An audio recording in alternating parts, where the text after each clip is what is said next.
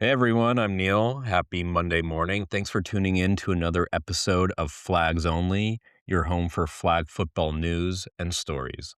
So today, this is the promised recap debrief on the Fanatics Flag Football Classic. That's now in the books, the first, and I've noticed that they're calling it the first.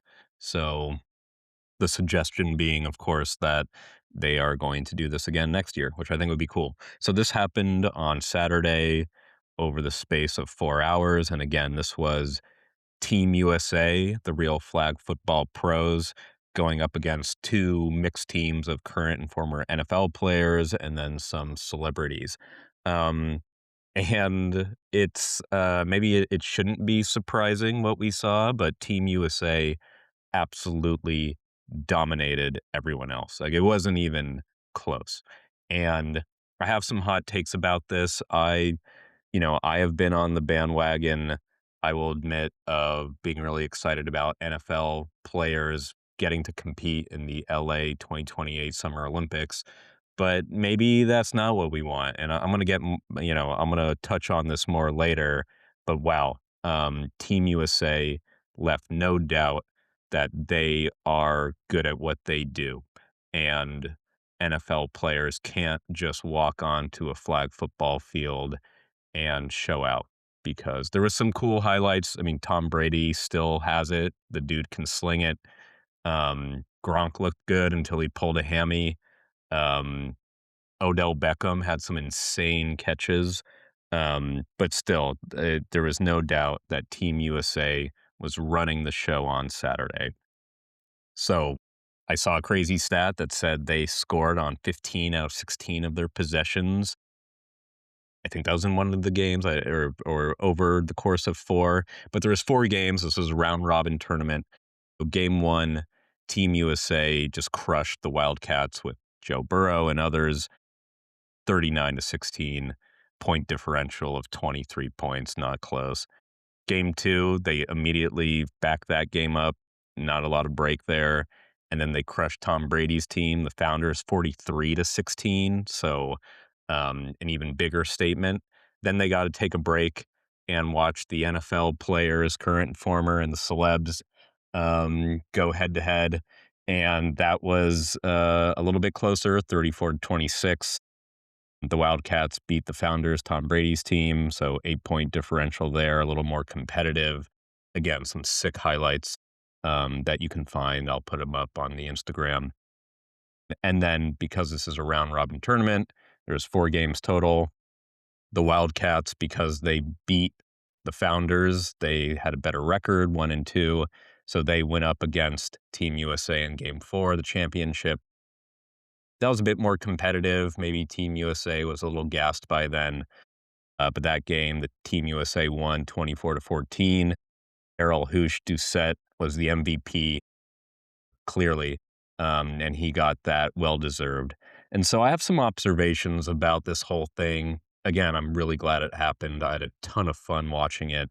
But here are some of the things I noticed. So this was played at the BMO Stadium in LA, and that is where flag football will be played in the summer 2028 Olympics. And I will say that the stadium looked absolutely beautiful. Really cool looking stadium on a sunny day in LA. It looked hot there. They looked, I don't know, Kyle Shanahan is always a little red looking, but he looked especially sunburnt by the end of it. And this is March. And so summer 2028 will be in July.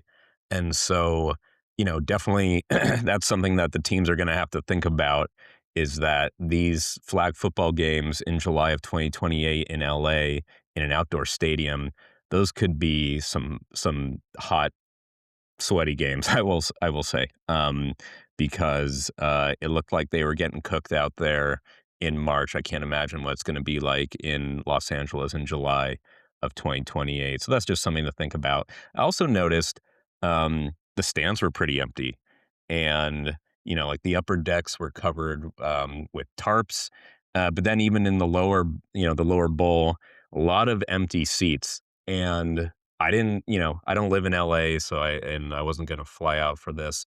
So I didn't look into tickets, and they didn't. Hey, Fanatics, you guys didn't send me tickets. Maybe next time. Um, I don't know if the tickets were really expensive and overpriced. You would think that all of that NFL talent would be enough to get butts and seats on a Saturday, but it started at 1 p.m. Pacific, and maybe the tickets were expensive, and I don't know, maybe there was other stuff going on in LA and SoCal that day, but I was pretty surprised at how empty the seats were. Um, so I don't know if that means, like, maybe that's just a sign of still how early we are in flag, at least here in the States, or it means they didn't price the tickets right. I mean, I don't think there was any shortage in advertising, via social media or otherwise. It feels, and this was on Fox, the Fox channel, so all the talent was out there and the seats are kinda empty. So just something I noticed. I thought that was interesting. Like I said, some really, really sick highlights from the NFL players: Odell Beckham, Tom Brady, Gronk, Stephon Diggs, some pretty sweet stuff, one-handed catches. Tom Brady looked like the pocket passer of old. I think he had some juke move and then threw a touchdown to Diggs in maybe it was the game against the Wildcats.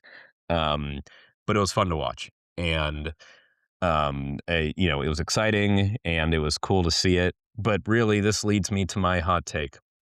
So I don't know if I'm American. I want Team USA to win gold.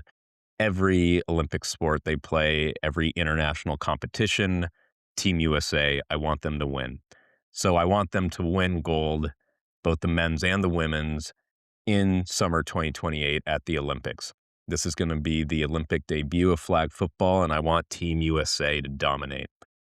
I don't know if NFL players being on the team will give us a better chance of doing that, because it was painfully obvious to me. And, I think most people probably knew this, but it was, maybe I got over my skis and I wanted to see what would happen if Saquon Barkley was out there. But flag football, as similar as it is to normal gridiron American football, it's a different sport. So Hoosh, the quarterback MVP for Team USA, that dude is 5'8", 140 pounds. At least that's what I saw. You look at the build, the physical build of these players, the NFL players versus Team USA, it's entirely different. NFL football does reward speed and agility and skill, of course, but they are big dudes because they are getting rocked around. They have to hit other players, they get hit, and they have to be resilient and durable. And flag football doesn't need that. It's no contact. And so really what gets rewarded is speed and agility. And you look at the guys on Team USA compared to a Joe Burrow or a Saquon Barkley, and they're just different. They're just different. Like, they're a different build. And I don't know who in the NFL actually would give Team USA a better chance of winning gold in summer 2028. Maybe Lamar Jackson, right? Like, you look at what these players are doing, what the flag football players are doing, and what the game rewards, the mechanics. Think about the mechanics of the game and what it rewards. Maybe Lamar Jackson has that skill set. He's fast, agile, he can throw, he can juke. But other than that, I don't know. Is Jalen Hurts actually fast enough and agile enough in flag football to avoid getting a flag pulled and keeping a play alive? Maybe. But is he better than Hoosh? Does he give Team USA a better chance to win? I don't know. I don't know about that. And I thought it was, again, maybe folks out there are saying, yeah, no duh, Team USA dominated. But I thought it was pretty eye opening. And I wouldn't be surprised if that's part of the conversation now leading up to summer 2028 is, let's say this is the first of many.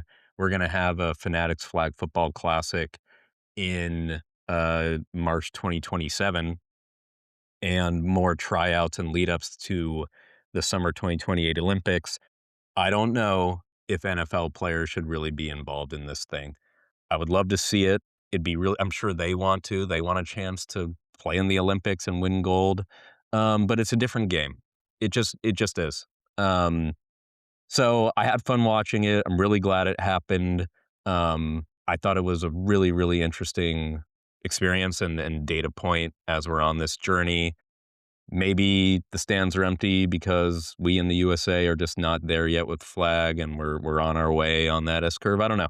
But I had a lot of fun, and I hope everyone enjoyed it. All right, until next time, take care.